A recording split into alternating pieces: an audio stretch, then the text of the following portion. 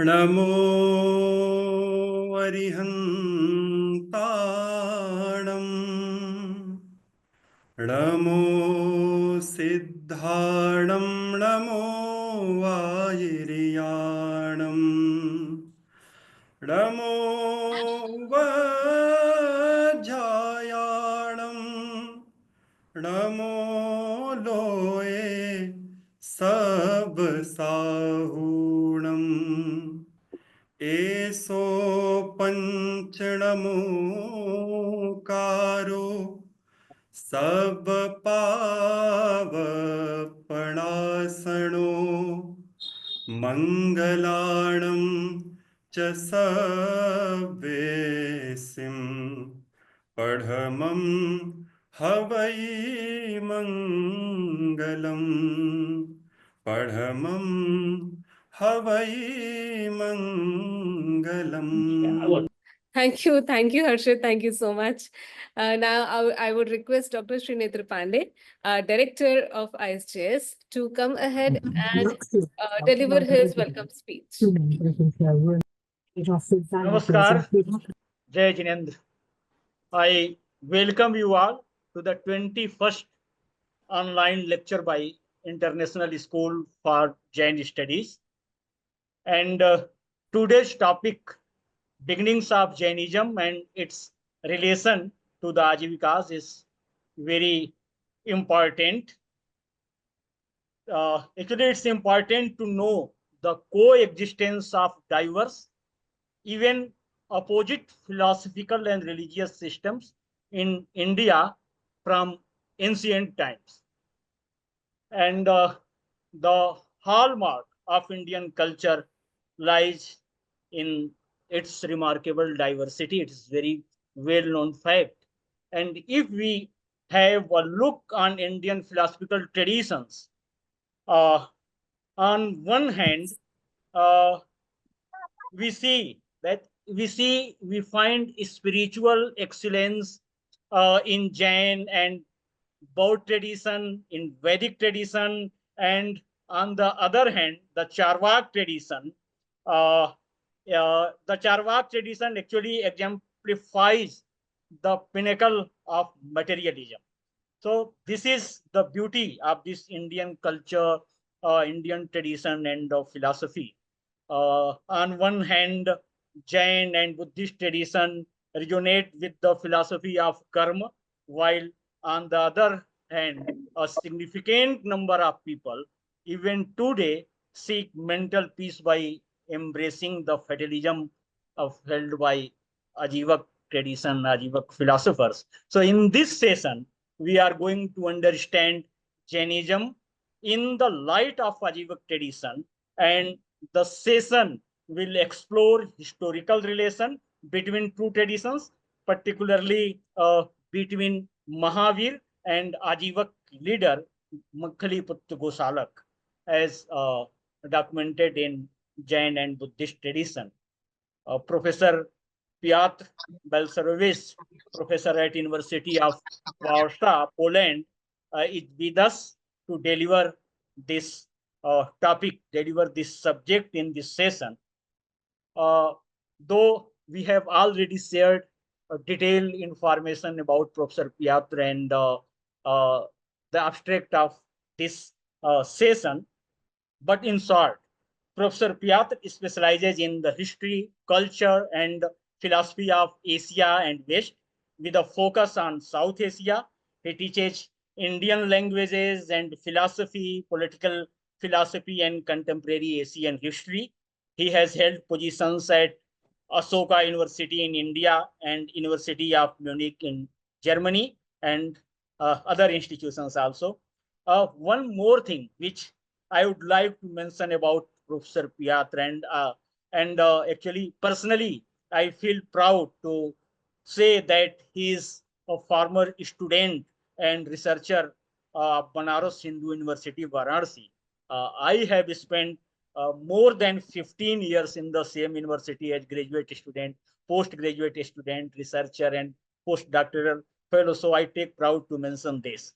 And as the founder of the association, Association Education for Peace, He has worked since 2002 on education and human rights in conflict zone. We call it war affected zones. And author of more than 130 papers and 30 volumes. His notable work include early asceticism in India, Ajivikism, and Jainism, and 3 books on Kashmir. So, Professor Piotr, on behalf of myself, on behalf of International School for Jain Studies, I welcome you this virtual platform. To chair this session, we have our own president and founder of ISJS, Dr. Suganji, who we are aware that after his retirement from his professional career as management and information technology consultant, dedicated his life for the promotion of Jain studies and founded ISJS in 2005 with the Dr. Sulekh Chanjan from USA. Sir, I welcome you here as chairperson of this session. We have our co-founder, Dr. Sulekh Jain from USA. We have our advisor, our guardian, Dr. Narendra Parson here. We can see here Dr. Narendra Bhandari from Ahmedabad, a renowned scholar of Jainism, Professor John Eckart, Dr. Susma Singhvi ji from Germany, Corina, Manish Modi ji, Mr. Irfan from China and Ghent, and Dr. Ruth. We have so many scholars here from the different part of the globe. I welcome you all once again here, this virtual platform of ISJS. Thank you. Thank you, Dr. Pandey. Now, I would request Professor Piotr to deliver his speech on beginnings of Jainism and its relation to the Ajivikas. Professor. Thank you so much for the invitation. It's a great pleasure to be invited to this honorable meeting. I will use slides which I have prepared. I hope these will work correctly. Let me see. Yes, Professor Piotr, you are co-host now, so you can do. Yes. Yes, I hope you can see it. Yes. The beginnings of Jainism and its relation to the Ajivikas. I will begin with a shloka. Mirgatoyam chajnatartho numatamapi balakaih pramanago charamnaiva param tanarthyam ajnatam. It was composed by me just for this special meeting, which means water mirages and known things accepted even by fools are by no means the domain of knowledge. Hence, the unknown should be pursued instead. Why do I compose this shloka? With the purpose to demonstrate that I will not repeat things which have been repeated decades over decades on the beginnings of Jainism. Probably most of what you are going to hear today or tonight will be quite new, perhaps revolutionary, and probably many of the things which you may disagree with. My main point is that the history of Jainism cannot be properly understood and explained without its close links to Jainism.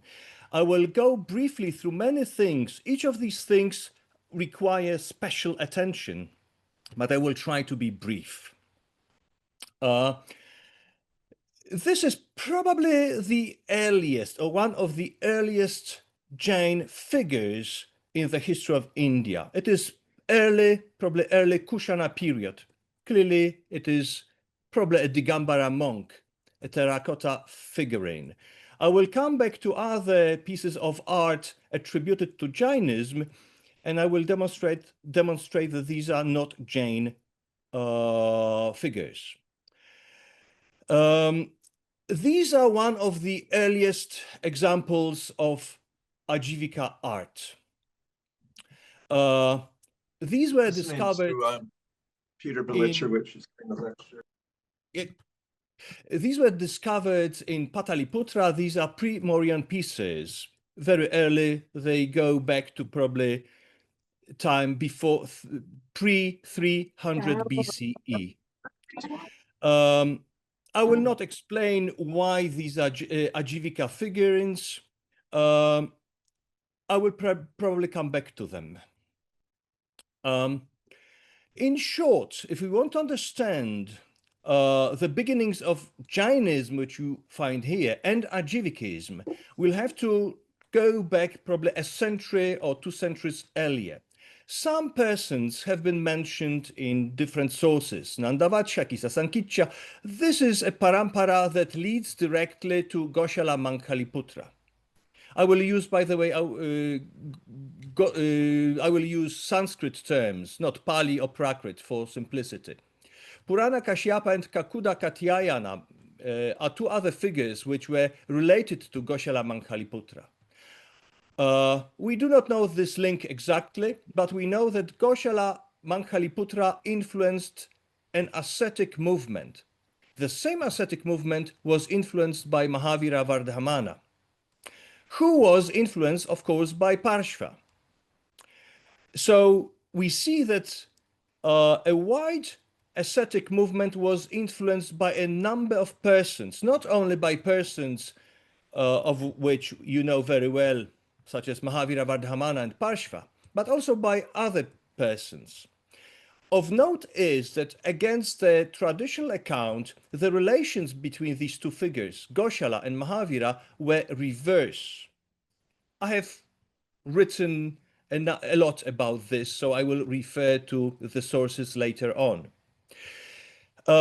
What is important, Goshala Mankhaliputra was associated with the movement of naked monks. Mahavira Vardhamana was associated, as we know from sources, through his parents to the movement of Parsha, which was a non-ascetic movement. If we want to explain why the split between Shvetambaras and Digambaras came into existence, we should discard traditional accounts which we find in Digambara and Shvetambara sources. Rather, we should go back to this ascetic movement which produced 2 different kinds of ascetics. Some of them were Ajivikas, others were, and all Ajivikas were naked. The other movement, which stems from this ascetic movement, these were Jains. Some of them were naked ascetics, some of them wore robes. We have these persons mentioned in the Buddhist text Samanyaphala Sutta. It has also its Sanskrit versions. We will find these faces, of course, these are later reproductions of the 3rd, 5th century in Ajanta cave number 17. They present Kakuda Katyayana, Goshala Mankhaliputra, Nirgrantha Jnatriputra, that is Mahavira Vardhamana, and Purana Kashyapa. These 4 persons are important. This is a drawing of the cave in the condition it was found more than 100 years ago. It is badly damaged. Now you see many parts have disappeared, it deteriorated. But again, we have the same figures. Kakuda Katyayana, Maskarin Goshala Mankhaliputra. This is Purana Kashyapa in the middle, and Nirgrantha Jnatriputra, that is Vardhamana Mahavira.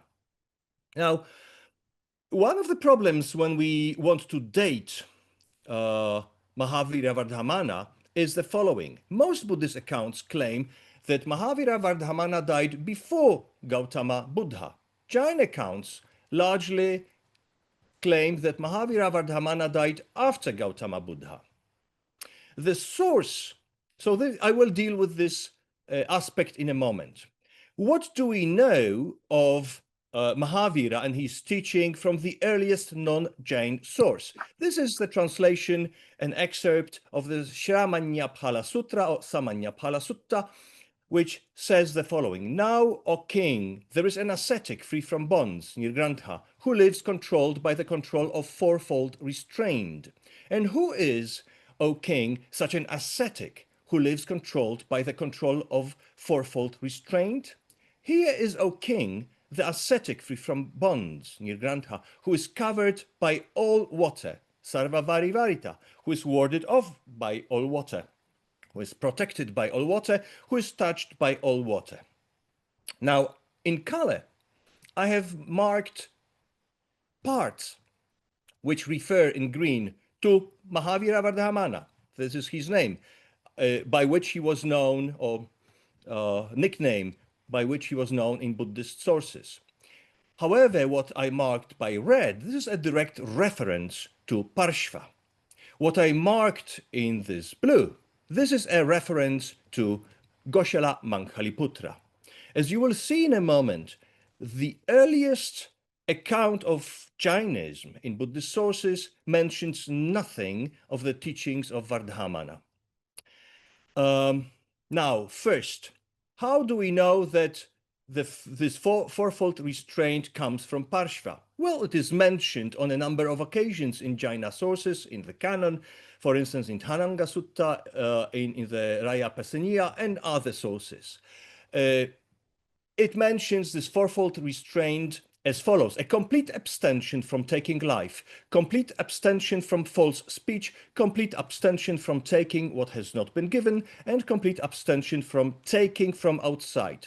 The fourth part was very problematic, but I think I know what it really means. I dealt with this problem in my publications. It means complete abstention from appropriation, broadly understood.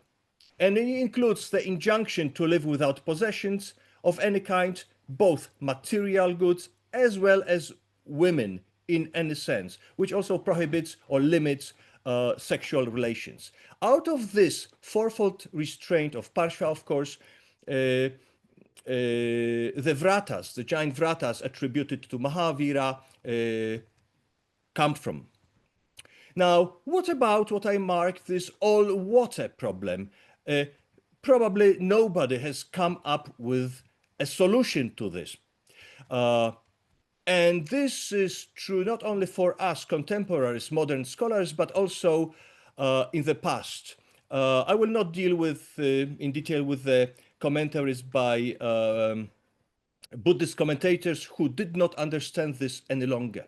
But we have the solution to this problem in what I called the Teja Nisarga or Tejo Nisarga. This is a text which circulated independently, but was included later on as a 15th chapter of the Bhagavati Sutra. I just present some important parts from this text, but also from Buddhist sources, from Pali sources. We know that Goshala is associated with the so-called 8 finalities.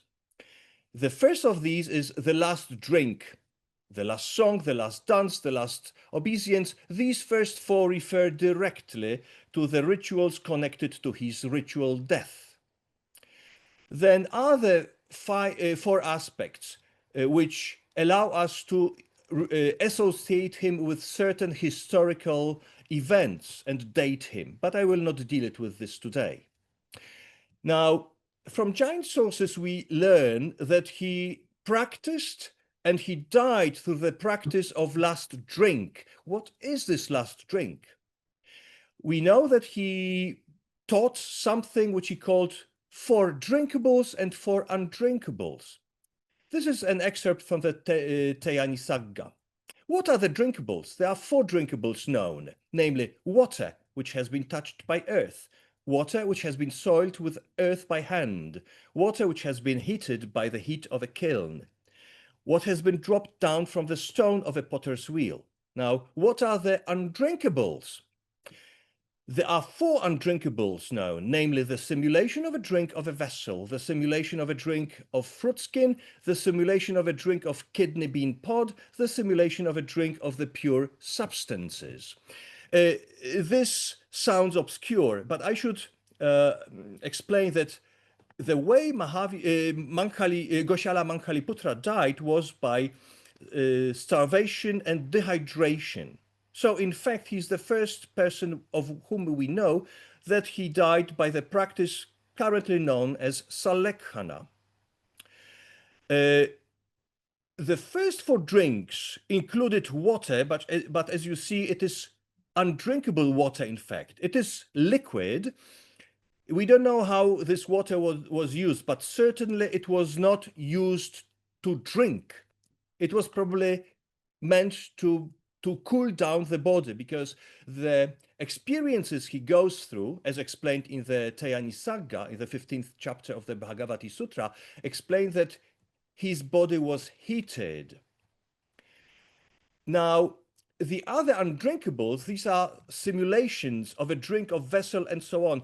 Probably these are non-liquid objects which helped him to deal with thirst, deal with the death by dehydration. So probably he would suck beans, dried beans. He would, in commentaries, it is also explained that he would suck the stone of a mango fruit. So we see that this helped him to die. We clearly have a quadruple scheme of 4 drinkables and 4 undrinkables. And also when we go into the vocabulary, we see that some of the terms, not all, but some of the terms used in the Pali source correspond to terms used in the Tyanisagga, especially touching. Touch, he was touched, putta. He was touched by water and he was covered by water. So, in my opinion, this allows us to explain the puzzle, what is meant in the Samanya Phala Sutta, what it means, what it originally meant when it was said that this is the ascetic free from bonds and he is covered by all water, warded off by all water, and so on. Apparently, this was Goshala Mankhaliputra. We have a lot of examples that the Buddhists confused these 2 persons. They knew of Jainism, but they confused the founders of Jainism. So sometimes they associated Jainism with Goshala, sometimes with Vardhamana. Both of them were called as Nirgrantha, Nigrantha. So this contributed to this confusion. Now, when we take many aspects into consideration, this would require perhaps 2-hour lecture for me, but I go short. If we assume 400 BCE for the parinirvana, death of the Buddha, then we will see that Vardhamana died later on. Vardhamana died 7 years after Gautama. Goshala died 7 years before the Buddha. So let me repeat. Vardhamana died 7 years after the Buddha. Goshala died 7 years before the Buddha. We can even date an associate of the Ajivikas Purana Kashyapa who died sometime around 424. It is all dependent. Of course, it is relational. For simplicity, I assume that the Buddha died around 400. He may have died even later, around 365. But this is more or less the historical scheme, because now we will understand why the Buddhists would claim that, as I mentioned before, that Mahavira died before the Buddha, and Jain accounts say that Mahavira died after the Buddha. Simply, the Buddhists would confuse these 2 persons under the same name, Nirgrantha, and he would say that somebody died before the Buddha, that is Goshala. The Jains knew better than the Buddhas, than the Bauddhas, the Buddhists, and he would know that Mahavira died after the Buddha. So this strange historical puzzle is solved when we read this passage from the Samanya Phala Sutta, as I have suggested. Let me go to the next aspect. As we all know, Jainism is most commonly associated with two things, with the Anekanta Vada, multiplexity of reality, and with non-violence, non-injury, ahimsa. However, both are common to Jainism and Ajivikism. Let me deal very briefly with Anekanta Vada. Elsewhere in my publications, I have demonstrated that a number of Anekanta Vada elements were known to the Ajivikas and in fact were introduced by the Ajivikas. Let me explain. First, the term Anekanta or Anekanta Vada. The first attested historical usage of the term Anekanta is by Pujyapada Devanandin in his Sarvartha Siddhi. My dating is this. It is, again, based on a very detailed paper which connects him to Dharmakirti and other Buddhist thinkers. Now, the earliest usage of this term known from sources which relate to Ajivikism is the 5th century text. It is Niyati Dvatrinshika. It's 32 stanza composition on determinism. In itself, it is a very problematic text. Probably it's, well, on many occasions it's not clear, but we clearly see the term Anekanta used in the way we associate this usage with Anekanta Vada. It is a criticism of the idea of liberated jinas. If true knowledge of the victorious liberated jinas is non-deviation, probably inevitable, then one should not make any exertion. And also, if in this case of the victorious jinas, their true knowledge is multiplex, Anekanta, then these victorious jinas are in fact vanquished, because on the one hand, they are Sarvajna, on the other, they are not Sarvajna, or they are jinas, on the other hand, from other perspective, they are ajina. This is clearly Anekanta Vada in a text not associated with Jainism, but with Ajivikism. At least a century earlier, before Pujyapada. Now, we know very well what Saptabhangi or Syadvada is. Syadasti, Syadnasti, Syadasti, Nasti, Syatavaktavyam. When we go into detail of the history of this scheme, we first discover that historically speaking, these three first figures are the oldest. Avaktavya was added later. Now, Syadasti, Nasti, I can call it a tripartite pattern of the three figures, P, non-P, and P and non-P. For instance, jiva, ajiva, jiva, ajiva, or loka, aloka, loka, aloka. We know it very well. However, this pattern is absent in oldest Jain literature. It comes later, probably 1st century of the Common Era. I will come back to this topic. We know that Ajivikas are also known as Trairashikas. Why? We find this explanation in the Nandi Sutra, a canonical text, and also in two commentaries, in Prakrit and Sanskrit, Nandi Sutta Chunni and Vritti. The sutra says, the accepted computational schemes are 7. 6 are originally systemic, that is Jain. 7 are those of the Ajivikas.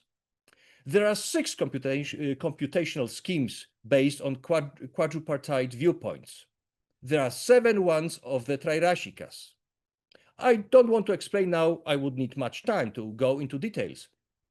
But clearly, a canonical Jain text admits that Nayas, because what is meant here, sorry, not Nayas, the schemes, the means of analysis, there are 7. And also, in the commentaries, we find what these schemes are based on. Trairashikas are called because of the 3 figures, P, non-P, P and non-P. Nandi Sutta and Chunni explain what this means. The living element, that is jiva, ajiva, and jiva ajiva. Loka, aloka, loka, aloka. Sat, asat, sad, asat. Also, other canonical texts of the Jains would call Ajivikas Trairashikas and associate Trairashikas with Goshala. For instance, Sutra Kritanga, Suyagaranga, says, thus, this Trairashika, a follower of Goshala system, being refuted, argues in another manner. So this is a clear reference. The Trairashikas were called this way because they propounded this threefold scheme. As you see, this is precisely this. Asti nasti syad, asti nasti, asti nasti. What was added by the Jains is the qualifier syad. And later on, Jains added also avaktavyam to this pattern. Now, I mentioned the Nayas.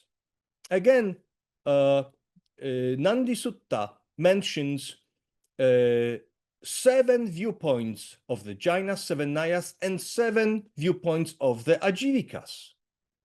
These are the 7 viewpoints which we currently know on the left. On the right, we see the 7 viewpoints known by the Ajivikas. By the way, this is fascinating because those who know Tattvartha Sutra, we know that the original version would speak of Shabda, which is Sangrihita Asangrihita. We see that there is a much overlap in Tattvartha Sutra in the vocabulary. And in any case, the vocabulary is very similar. Sangrihita, Asangrihita, Sangraha, Vyavahara, Riju Sutra, Shabda. And this is attested by the Jaina canon that Ajivikas knew Nayas. As I have demonstrated, which is important, the beginnings of Syadvada lies with the Ajivikas, with these 3 patterns, P, non-P, P, and non-P. Now, let's go to the second hallmark, non-injury, non-violence, ahimsa. Both groups, the Jainas and the Ajivikas, were known for the most austere ascetic practices and very strict monastic conduct. And of course, the expression of this was ahimsa. It relied on the conviction that every deed carries evil consequences in the form of karma. And of course, unless one destroys all the consequences of one's former deeds, one will never achieve the ultimate goal, liberation.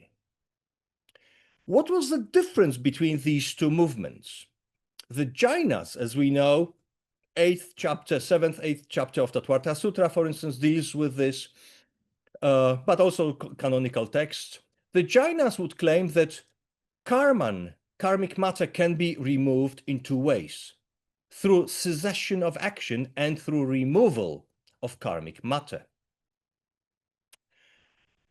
For the Jains, karma is materialistic. It is simply karmic matter. And there is also the role of our action is asceticism. Through our action, we should destroy karma. There is a much overlap with Ajivikas, except for one thing. This is why removal of karmic matter is marked in color by me. Ajivikas practiced cessation of action. They refuted the idea that karma could be removed mechanically through any means. So this was the only way to remove karma.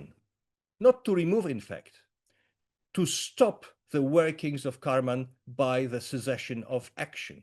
This was the most important practice of the Ajivikas, to stop moving, to stop producing new karma. For the Ajivikas, karma is again materialistic. It is a karmic matter. In all Indian tradition, there are just 2 systems which understand karma as matter, as karmic matter. This is Jainism and Ajivikas, and it is not a coincidence. And also, in the case of the Ajivikas, the role of action was asceticism, but of different kind, with different purpose than asceticism in the case of Jainism. By the way, we should also be reminded rather that ahimsa is a term completely absent in the early history of Jainism and Buddhism. It does not exist. In the case of Jainism, ahimsa probably is used for the first time in the Uttarajayana Sutra, probably 2nd century of the Common Era. I'm writing a book now, a monograph on the history of ahimsa in India, so probably you will find more information there. When, why, and from whom the term ahimsa was borrowed or adapted. The earliest term, both in Jainism and Ajivikism, which substituted for ahimsa, or which was used in early centuries when ahimsa was not used, is in Prakrit, Duguncha, in Pali, Jigucha, and in Sanskrit, of course, Jugupsa, desire to protect. Of course, we may ask, desire to protect what? Living beings. So this was the original term which described non-violence in Jainism and in Ajivikism. We know this from Buddhist sources. Now, another, I think, very interesting aspect. The canon of the Ajivikas was known as the Purvas. I think you all know this term. This is a quotation from Teyani from the 15th chapter of the Bhagavati Sutra. And this chapter is, in fact, a biography of Goshala Mankhaliputra. This passage says as follows, reads as follows. These 6 itinerant guides, Disachara, who had preserved, each of them individually with the help of mental perception, Matidarshana, the 8 books of great omens, which were contained in ancient texts, Purvagatam, along with 2 books on the path, making the total up to 10, and having preserved them, they presented them to Goshala. This took place before the death of Goshala. Again, this is not a coincidence that these texts were called ancient texts, Purvas. Of course, we know that the Jain Purvas disappeared.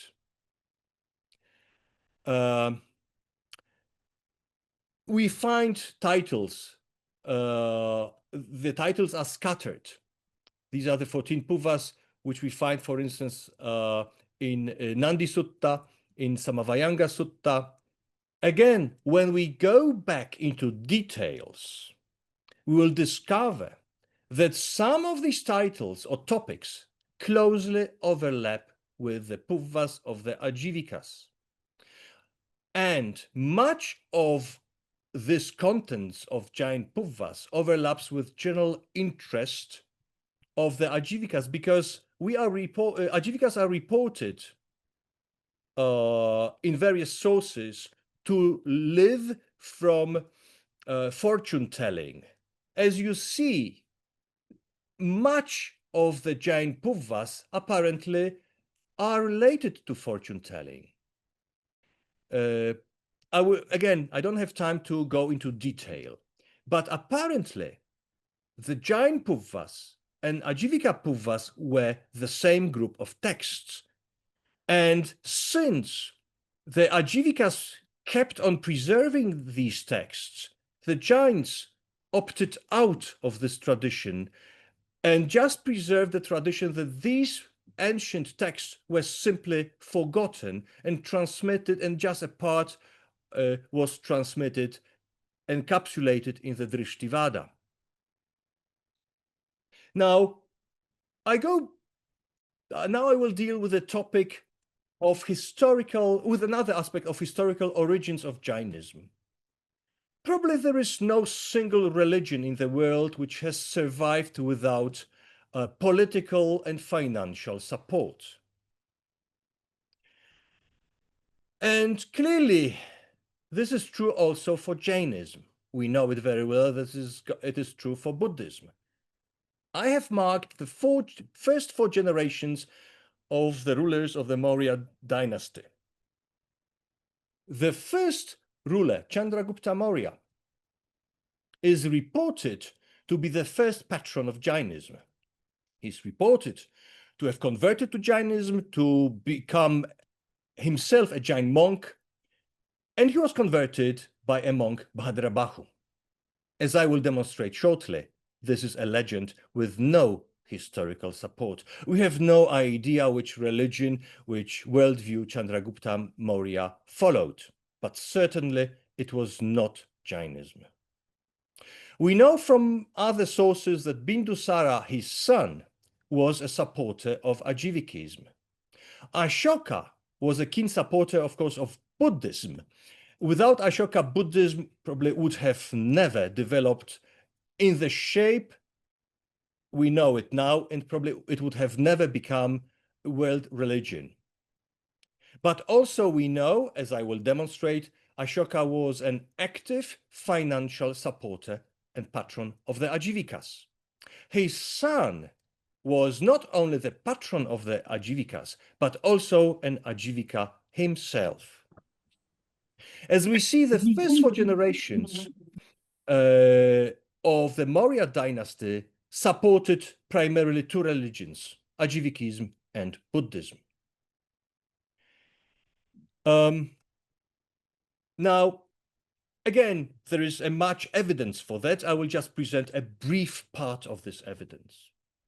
The Ajivikas are explicitly mentioned in Ashoka's 4 edicts. This is quite a lot. Most of his edicts deal with Buddhism, with Dhamma, which is not necessarily Buddhist Dharma, but this was his political doctrine, which with some reference to Buddhism. Now, the single reference to the Jainas in Ashoka's inscriptions comes from the 7th pillar edict of Ashoka. It reads, it deals with the matters of Sangha community. Also with respect to the matters of the Buddhist community, I decided that these high officers, Mahamatra, are occupied with them. Likewise, with respect to Brahmins and Ajivikas, I decided that these high officers are occupied with them. Similarly, with respect to the Nirgranthas, the Jainas, I decided that these high officers are occupied with them, and also with respect to various other heretical sects, Pashanda. I decided the same thing. What is conspicuous, this is the single reference in to Jainism in Ashoka's inscriptions. The first are always mentioned are the Buddhists, the second are always Brahmins and Ajivikas. Sometimes Ajivikas come second and Brahmins third. This shows that Ajivikism was religion number 2, perhaps number 3 in the empire of King Ashoka. Also, when we go to Arthashastra by Kautilya, it is not the real name of the author, he's a collective author. So Arthashastra refers to the Ajivikas explicitly, not by name, but by the practice and by the way they dress. They are employed as spies, or they are suggested to be employed as spies, secret spies.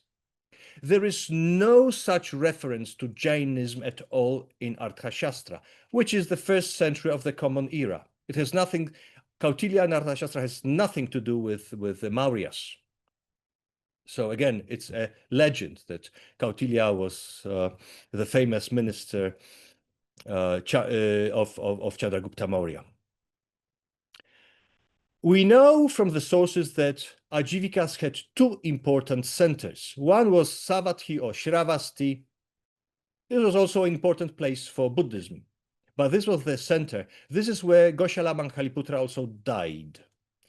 The other center is Barabar Nagarjuni Hills, it is south of Patna and north of Bodh Gaya. In ancient times, it was called Goradhagiri or Gorathagiri. It's very important. Again, it requires a lot of detailed attention. It is a map which I drew when I visited it very closely. There are 7 caves altogether. 4 of them are donated by Ashoka. 3 of them are donated by his son Dasharatha. These are extremely important examples of architecture. Bhalgu Nandi River, this flew at that time here. It changed its course. Now, these caves are about 700 meters from the river, but at that time the river was just here. So it was a village. Monks lived here in these caves. Lay people lived here by the river. I don't have time to deal with every single cave out of these 7. I will mention some details. The important cave is this, for instance. We know these names because some of these caves, I mean, all these caves have inscriptions by Ashoka and by Dasharatha. When we enter, these inscriptions are usually on the right side. There are other inscriptions, but they go back to the Gupta period, to time around 450 CE. This cave, which we call number 4, is called Khalatika Pavvata. This name is mentioned explicitly in his Vartika by Katyayana, the commentator on Panini's Ashtadhyayi. This is fascinating. Katyayana lived at the times of Ashoka.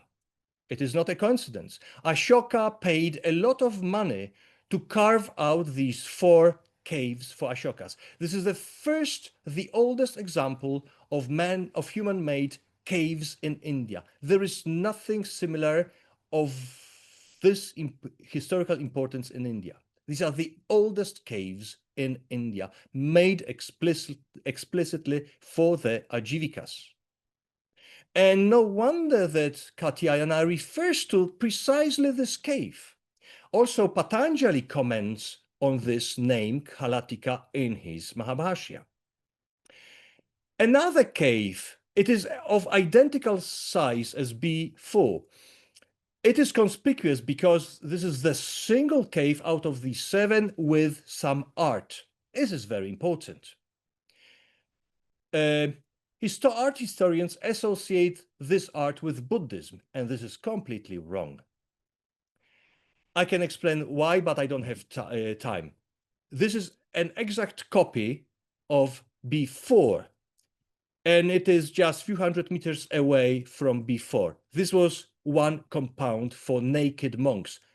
Buddhists would never tolerate this kind of presence of naked monks.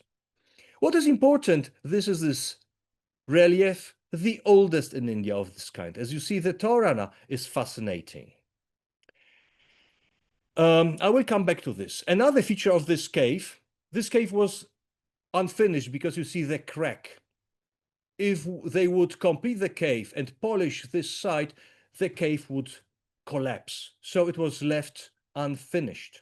But you see, this space is polished like glass. It is fascinating.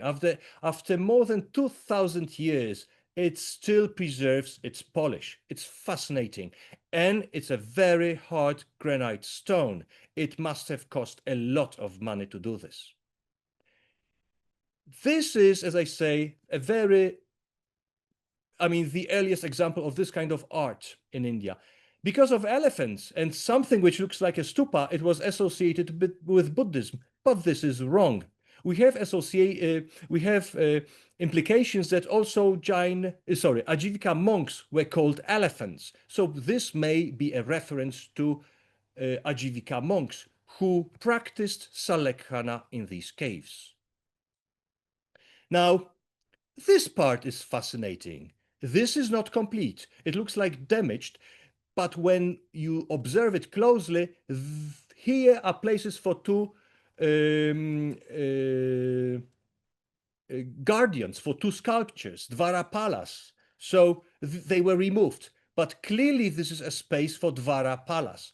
It's very important to remember that ascetics of the Ajivika ascetics, they had their art. We normally, those who wrote on Ajivikas like Basham, they would think that they were so ascetic that they would have no art, but they had art. Another example, in Cape in cave B1. Now it is called Karna Chowpar Cave. As you see, this mirrors flesh because normally it's very dark in the cave. It is like glass, like mirror. It is polished. When you touch it, it is polished. But in this section, it is harsh. It was not polished completely. This section is even harsher because when you analyze it closely, something stood here. This was not meant to sit on. It is too short. It is clearly a place where a murti stood. Now you see this drawing. This was the pedestal for murti. This was covered by the murti, so there was no need to polish this. As I say, it cost a lot of money to polish, so it was left unpolished. And this is the section where the murti touched the wall. I go back to these two figures. They were found in 1931. They are now in Patna Museum. This is one figure, another figure. These are pre-Maurya terracotta figurines, one of the oldest such figurines in India, except for Harappa and Mohenjo-daro, of course. Yeah, but I mean, after Buddhist times, we have no such figurines related to Buddhism, and definitely nothing of the sort related to Jainism. Why am I saying all this? I'm going to the famous male torso from Lohanipur, which, as you can read everywhere, it is said it is a Jaina torso. Yes, it is a Jaina torso, but not of the Jainas, but of the Ajivikas. Why do I claim so? There are a number of reasons. First of all, we have no reference to early Jaina art. The earliest Jaina art of which we know comes from Mathura. This would be the oldest. Now, as I have demonstrated around the times of Ashoka and his son Dasharatha, by the way, he probably died there in these caves because he put his 3 inscriptions. These inscriptions were put in his first regnal year, and we never hear of him ever since. So he was a follower of Jainism, and we don't know how he died, perhaps in one of these caves. So I'm coming back. As we see, the Ajivikas have developed a lot of art. I put emphasis on the polish of these caves. When you look at this stone, it is the same kind of work, the same kind of polish. So if we have to choose between Jainism, which is not associated with anything, any ancient piece of art, and on the other hand, we have Ajivikas, who have ample art and constructed caves with high stone polish, the natural choice is that these must be Ajivika sculpture. And it represents a naked Tirthankara, but also Ajivikas had Tirthankaras. So these are one of what I have shown to you. These are one of the earliest non-Hindu, non-Brahmanical examples of art, both in terracotta and stone in India, in Indian history. Now, the question is, who supported Jainism? We know that, okay, we know the myth, I call it myth, that Bhadrabha, who converted Chandragupta Maurya, they went from Ujjain here up to Shravanabelagola, and Chandragupta committed Salekhana, died as a Jain monk. This is not the case. The earliest paleographic example, as we know, there are 1,500 inscriptions in Shravanabelagola, but the eldest one is about 600 of the Common Era. This is the earliest paleographic evidence for this story, but clearly it presents, it does not present this legend of Bhadrabahu in Shravanagola, and it does not mention Chandragupta Maurya. Let me take an excerpt from this inscription. It begins as follows. When a calamity in Ujjaini lasting for 12 years period was foretold by Bhadrabahu's famine, the whole congregation of Jaina monks set out from the northern region towards the southern region. This is a well-known story.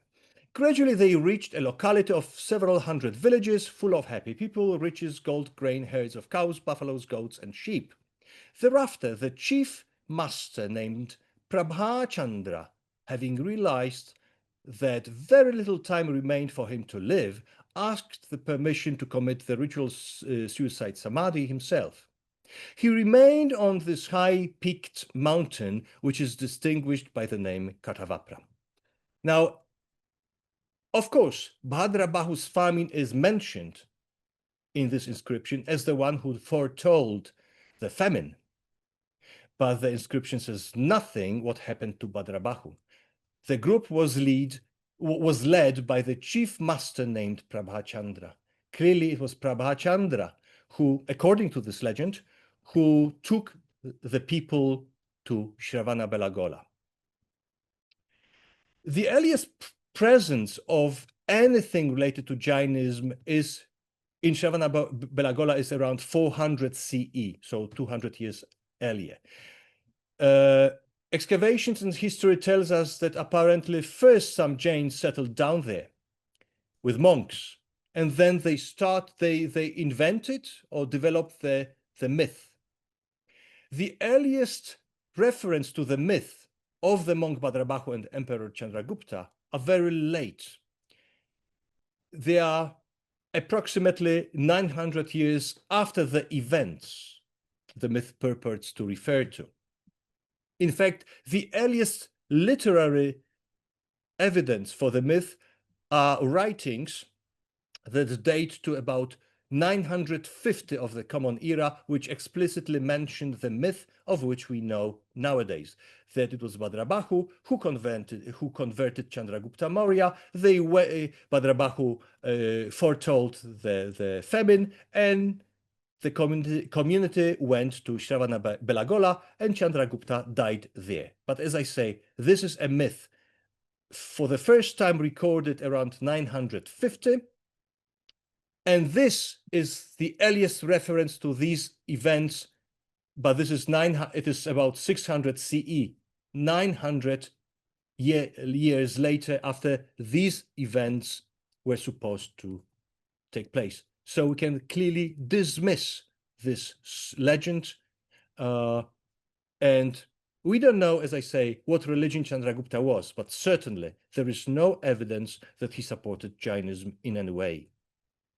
Now, the important question is, if it was not Chandragupta Maurya, was there any other political center or monarch who contributed to the spread of Jainism? As I said in the beginning, every religion needs patrons, monarchs, political centers, political and financial support. So who was the first in the history of Jainism who supported the Jainism and the spread of it? We have to go back to this map again, to Udayagiri, and to the name Kharavela, now practically absent in Jaina sources, which in itself is an intriguing thing. He is differently placed between 170 to 40 BCE. Most probably he lived around 100 BCE. It's hard to date, but I think on some evidence that he must have lived around 100 BCE. This is Udayagiri. This is the famous Hathigumpha cave in Orissa, Elephant Cave. It is very important because now this protects the inscription which is hidden here. This is Kharavela's inscription in 17 lines. It is partly damaged because a part of it cracked and disappeared. This is how it begins. Clearly, these are emblems associated with Jainism. For the first time in the history of Jainism, you have this on stone, not earlier. I will not read through the whole inscription because it's It was translated on a few occasions. I think none of these translations is satisfactory. Basically, I have translated it. It is one of the monographs I want to complete on Caravella, and there will be my new translation of this inscription. But this is interesting. The pattern is, in the first regnal year, Caravella fortifies his capital of Kalinga. In the second year, Caravella sets off for a war campaign towards the west. He loots cities, he brings riches to his capital, and with this money, gold, and so on, he expands his city. So in the third regnal year, Caravella makes the city enjoy and play. In the next regnal year, fourth one, Caravella wages another war. Regnal year 5, with the wealth looted from the neighboring kingdoms, he clears the Tanasuliyatavata canal, water canal. That is, he enlarges his capital. This canal, again, is something very important, forgotten, hardly known by archaeologists. Its remains are visible from satellites. You have traces of this. It is about 12 kilometers from Hatigumpha. So he expands his canal. We don't know why, perhaps to connect it to sea. We don't know, it's my guess. Now, subsequent lines are important. At the age of 32, in his regnal year 8, then, in the 8th regnal year, King Caravella, having brought destruction to Goradhagiri, this is Barabar Hills, he brought destruction to Goradhagiri with his large army. He oppressed, laid siege of Rajagriha, the site of Buddhism. In fact, he wanted to steal the statue of the Buddha, but he could not. With the spread of the message about his military accomplishments, having launched the well-armored troops and vehicles, he assaults Mathura. This is important. The Greeks, it is broken, with a wish-fulfilling tree covered with a mass of blossom, with horses, elephants, and chariots, he approaches in order to revere the stupa worshipped by all householders, and offers exemption from taxes to the caste of Brahmins in order to have inclusion, acceptance of all accomplished. This is Sarvagrahana, and worships the Arhant. So clearly he converts a Buddhist stupa into a Jain stupa. He pays Brahmins to become priests, and he establishes the cult of Jainism in Mathura in the first around 100 BCE. Why do I claim that this Goradhagiri which he destroyed is Barabar Hills? This is the distance from Hatigumpha to Goradhagiri. It's 700 kilometers. To Mathura, it's 300 kilometers, 1300 kilometers. Now, I will come back why this is Goradhagiri. Perhaps I will show it now. Because in Goradhagiri, near the cave, is a boulder on which someone inscribed in Brahmi script. As you see, Goradhagiri. So it means that Goradhagiri, this is a later Brahmi. It is the same Goradhagiri which is mentioned by Caravella in his inscription. Now, another part of this inscription describes the establishment of a Jain cult on the top of the hill. It is it is line 14 and the subsequent one. At the age of 37, in his regnal year 13, Caravella, on the Kumari hill where the wheel of victory, Vijaya Chakra, there's a reference, I mean, the same usage of Dharma Chakra. We have an influence of Buddhism. So on the Kumari hill, where the wheel of victory, Vijaya Chakra, of Jainism, was well set into motion. Again, it emulates what happened to the Buddha, to his first sermon. So when it was set into motion by the king Caravela, a lay disciple devoted to worship. So he's a lay disciple devoted to worship. Yeah, Puja Anurata Upasaka, of royal subjects who observe vows and who stay for the rainy season. Yeah, he constructs a refuge of souls and body. So a refuge of souls and body was excavated to be used by the venerable recluses, arhants, monks, whose transmigration is diminished. What is this Sharana? It is on the top of the hill. Here it is. This was probably walled. Again, it was walled, but this was probably covered by stones. It is an octagonal structure. The inscription mentions octagonal structure where in 4 parts there were precious stones. We have such holes to install precious stones. Directly below this first Jain site, because this is important. This is in my opinion, this is the first known religious site of Jainism, of which we know from history. Below this is this cave excavated or made. This is this Sharana for Arhants. So this is the first Jaina site and Jaina worship place known to us.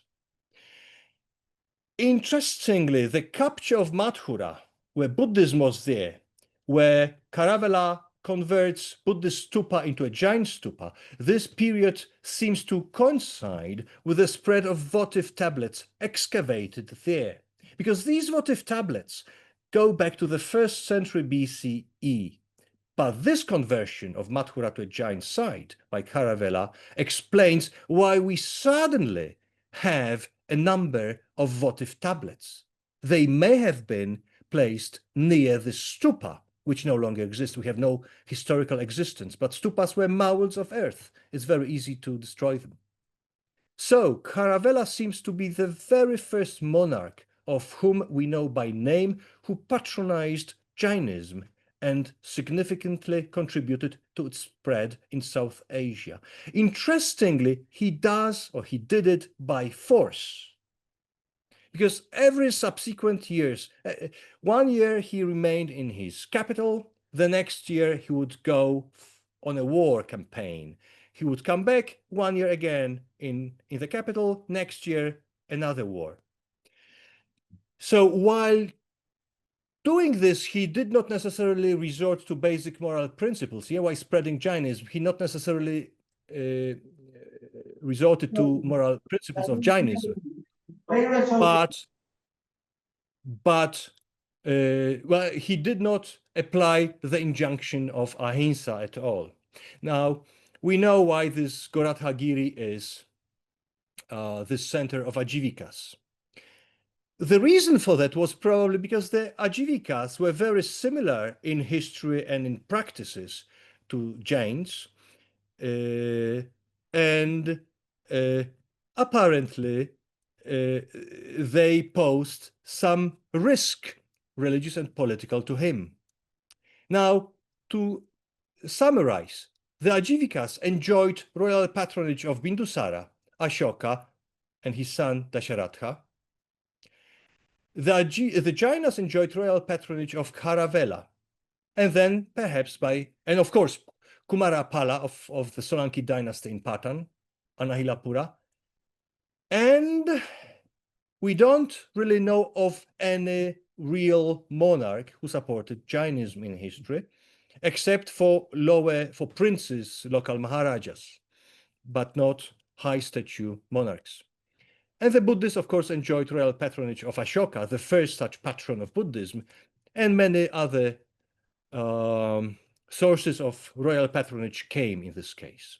If you are interested in the sources and in details, I refer to you, among other publications, first to Early Asceticism in India, Ajivikism and Jainism, published 9 years ago, to my paper, Royal Patronage of Jainism, the myth of Chandragupta Maurya and Bhadrabahu. Here I deal in detail with this myth and demonstrate many arguments how this myth came into existence and why such circumstances were not possible. I refer you also to a paper article in Brill's Encyclopedia of Jainism. Some ideas are encapsulated there in my article paper Jainism and Ajivikas. And there is a paper which I hope finally will be published. It is ready. I'm looking for a good publisher for it. The Dating of Pivotal Thinkers of Ancient India. Gautama Buddha, Vardhamana Mahavira, Goshala Mankhaliputra, and Purana Kashyapa. Thank you very much. Thank you so much. Thank you, Professor, for this interesting talk. Since we have already passed the time, I would quickly take a couple of questions and then we will move to our chairman's remark. So Pragyaji, we have many questions in chat box, particularly from Dr. Narendra Parson. So may I request you to invite him? Dr. Parson, would you like to speak yourself? No, just read the question if you could, please. Okay. Yes, I'm going through the chat. There are many questions indeed. Well,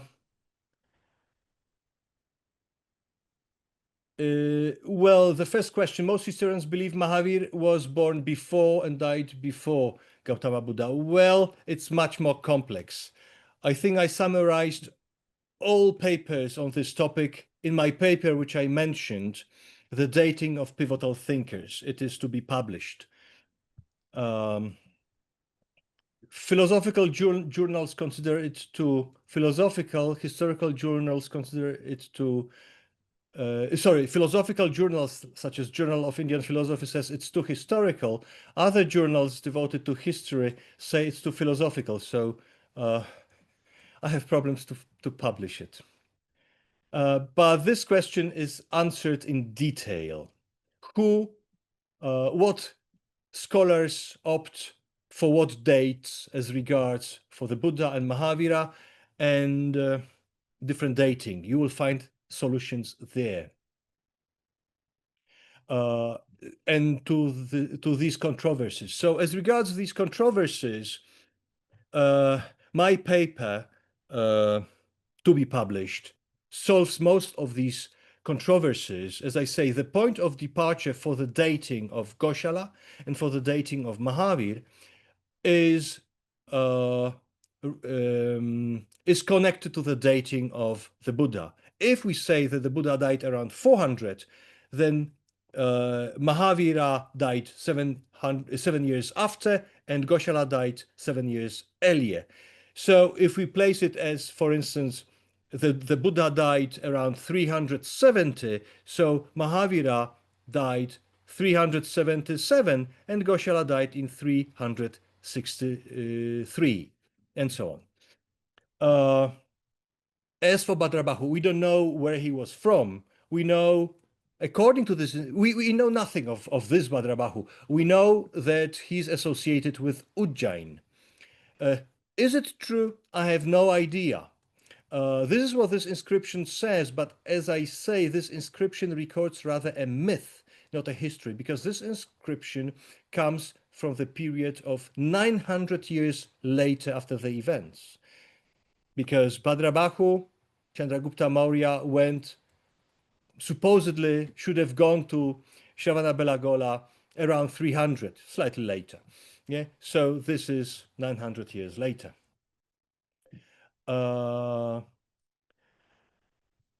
What else? There is a question. Yes. Yeah. Bhubaneswar is the best place to go to Khatigumpha, of course. Bibliographic references are in my publications, which I posted at the end. There are no practitioners of Ajivikas. We can speculate that in the north, the Ajivikas were still active around the 6th century. We know that the easternmost place for the Ajivikas were temples in present-day Bangladesh. There were Buddhist temples. There was also an Ajivika temple.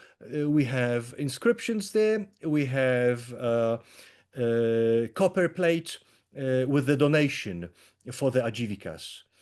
So they lived there in the 6th century, maybe 7th century.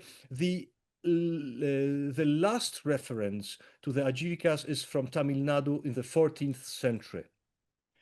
So this is when they disappeared.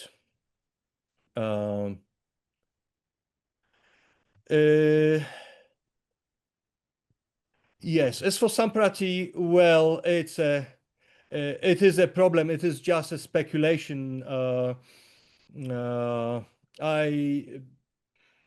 It's hard to say. Yeah, so if there is any other question I could answer now, I'll be happy to do it. The last question in the chat box is that could you please date the beginnings of Jainism? Oh, it's impossible to date because as I will share this slide again. Let me open it because it's gone. Just a second. Well, I have to share it now. No.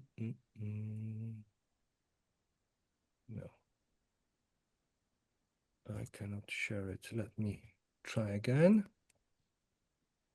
Okay. I will go back in this slide. I hope you can see it. I go to this chart from the beginning. Sorry, this historical chart. This. If we say that the Buddha died around 400, so Vardhamana was born around 465. Purana Kashyapa was born still earlier. We don't know how old he was. Now, this is the scheme. I will go back to another scheme, this one. As I say, the beginnings of Jainism are very complex. These are the same beginnings as Jainism and Ajivikism. These two religions share their roots, their practices, their beliefs, and their canonical scriptures. Of course, one of the earliest persons, the earliest associated with Jainism, with lay discipline, that is, non-monastic movement. This is Parshva. I don't think he lived more than 100 years before Vardhamana. So he must have lived around 500 BCE. These persons are associated with Goshala Mankhaliputra. We don't know whether these are historical figures. Perhaps some of them, most probably. They also contributed to this ascetic movement. So I would say that lay Jainism goes back to Parshva. Ascetic Jainism goes back to these persons, 6th, 7th century BCE. So these are the beginnings of Jainism, in my opinion. All right, I'll just quickly ask Trisha to ask her question and then we'll move. Trisha. Thank you, Pragya. Thank you so much, sir, for you flagged out the different aspects of interaction between Ajivikism and early Jainism. I was curious to know the Puvas, the Ajivikan Puvas, the ones that you mentioned, the 8 Mahanimitas and the element of song and dance. How do they bear resemblance to the 14 Jain Puvas? Since the names do not closely match, whether it's Upaya or Agarneya, Virya, etc. So how do we see this issue? Is there a direct resemblance or is there a resonance between the Jain Purvas and the Ajivikan Purvas? We don't know. We don't know. It is my hypothesis based on, first of all, on the similarity of the name, that there are Puvvas, old texts. We know that Ajivikas and Jains have their common roots. similar practices in many ways. So probably they must have had similar canon, earliest canon. The Jains speak of 14. The Ajivikas have 10 books. The names, of course, do not match. But when you investigate the names of the Puvvas, they are mentioned in different parts of Jain literature, and also they do not match. I presented the 14 names which come back from two texts. These match. But when we take names of some of the, because we do not have complete lists elsewhere, when we go for the titles of the Puvvas, Jain Puvvas, they will not match with these 14 which I demonstrated. So again, Jain tradition does not consistently reproduce the titles of these 14 Jain Puvvas. So there is this kind of inconsistency. The second important aspect is, as I mentioned, much or many of the titles of the Jain Puvvas are associated with fortune telling. And as I say, Ajivikas were known as practitioners of fortune telling. So this would make this link very plausible, since some of the books of the Jain Puvvas are linked to fortune telling, and the Ajivikas were fortune tellers. This is how they lived also and earned their living, or they were hired to tell the fortune, the future. So it makes it most plausible that these Puvvas were shared at least partly by the early Jains and early Ajivikas. And later these traditions diverted. My hypothesis also explains this most curious puzzle that the words of Mahavira, of one of the founders of Jainism, were so quickly forgotten. Now they were encapsulated in the Drishtivada, in the 12th Anga, but this was again forgotten. What a bad luck. It would not produce a good picture of a religious tradition to forget the words of their master. Because this story is very curious. Now, when you take my hypothesis as an explanation, it becomes no longer so curious. Simply, the Jains discarded this old group of texts because they were shared by their religious rivals, and at some point also political rivals after Caravella. Thank you so much. Now I would request our chairperson, Dr. Shugan Sunji, to share his submission. You have opened a new platform for discussions, refuting a lot of Indian thought or Indian scholarship. I will give you examples. The word Ajivak, the word Jain, when did they originate? Because, just listen, I'm commenting, I'm not asking you to respond, okay? See, when I read the Jain text, Mahavir talks of so many, doctrines.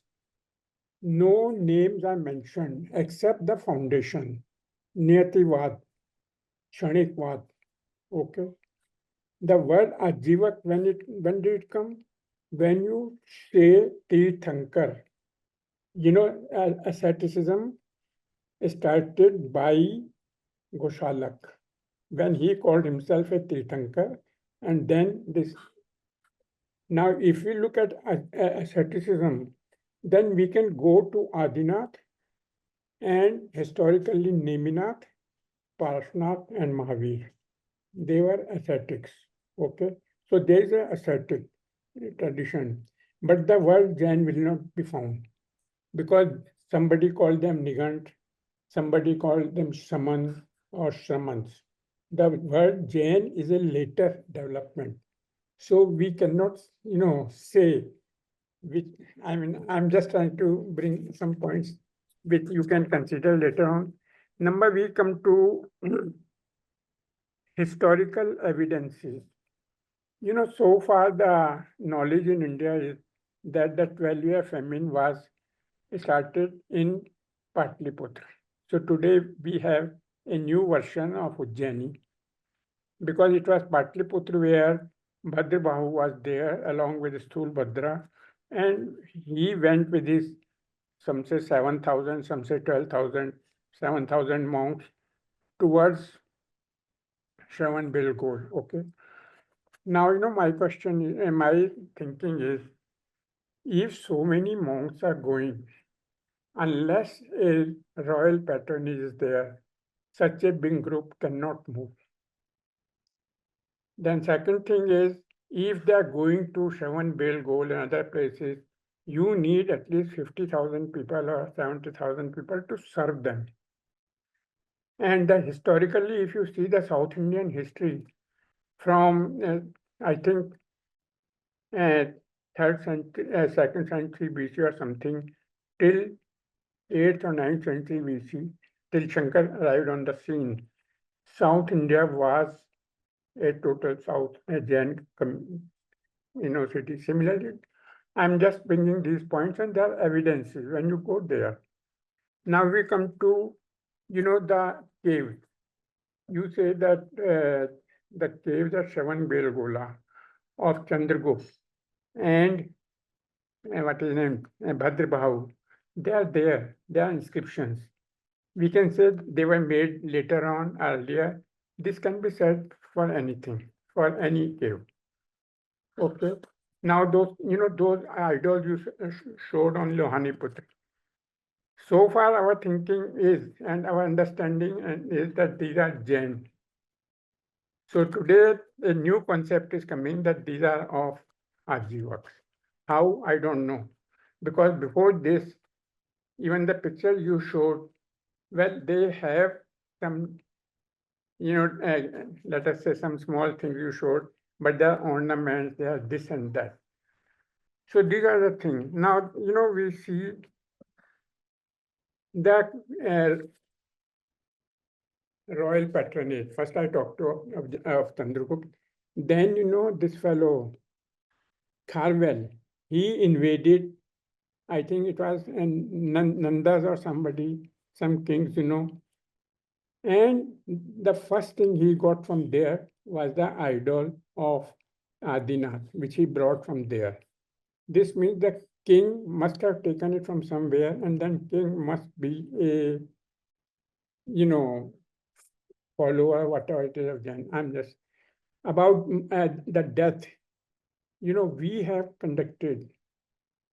have supported the effort of American, foundation about that dating of Mahavir Nirvana.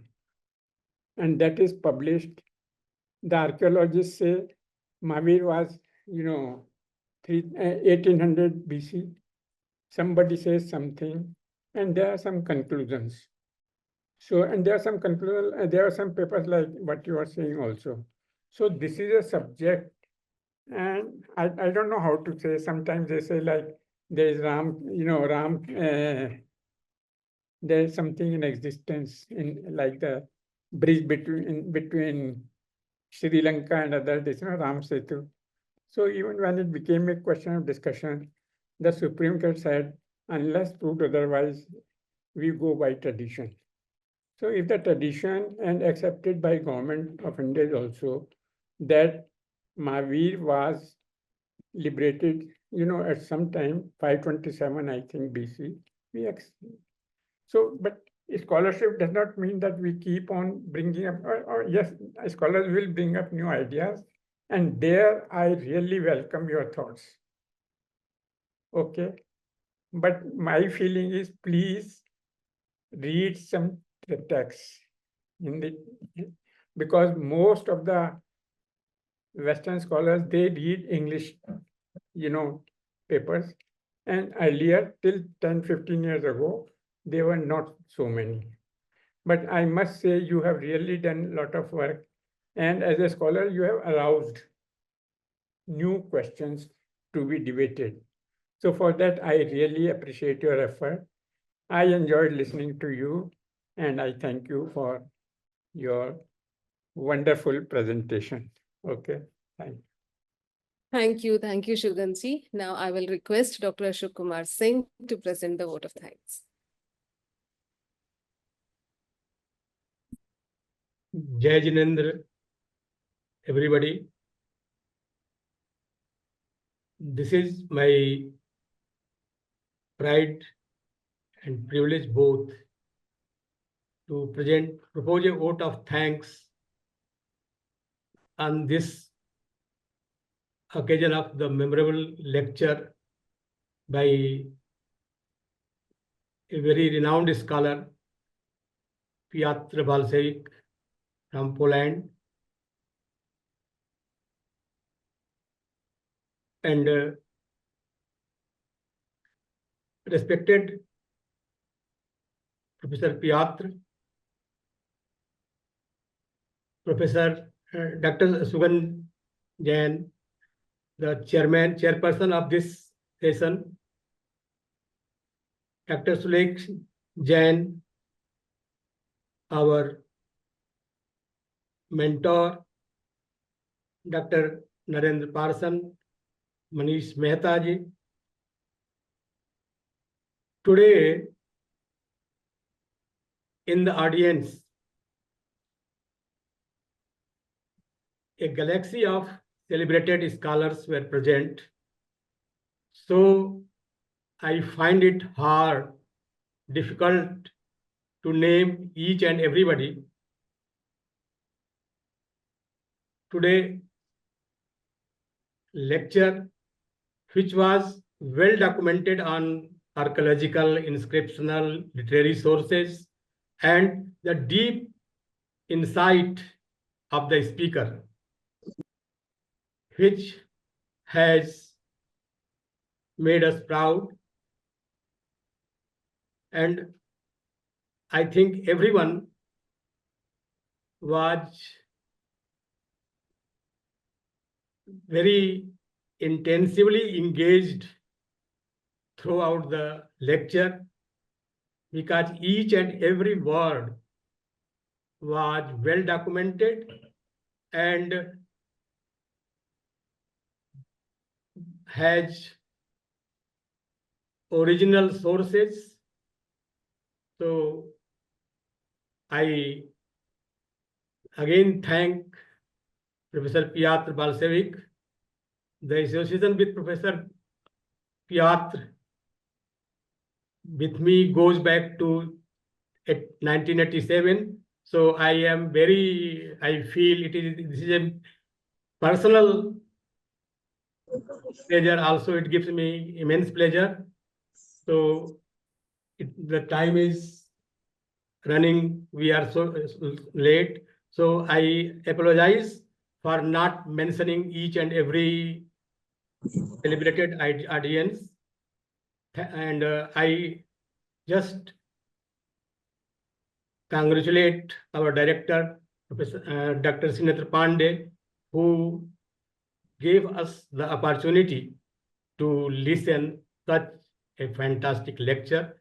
And I request Dr. Piotr to be associated with our institute. You are an scholar of of a genus which has a deep knowledge of so many branches. Your association with us will help us to promote our activities. Thank you, everyone, for your presence in the lecture. Thank you. Thank you very much. Thank you, Jai Jinendra. Dr. Pandey wants to announce the next lecture. Yes. So first of all, I thank Professor Piotr for accepting my invitation and to deliver this wonderful talk and opening the doors for many debatable and controversial things. We will work on this and will discuss again in near future. So the next talk would be delivered by Dr. Tilo Detis on Jainism and the composite messy human mind on May 12th. So the next month on 12th, we are going to conduct a session on Jainism and the composite messy human mind. And this talk will be delivered by Dr. Tilo Detis. So thank you so much for joining us. Thank you. Thank you Thank very you, much. Justin.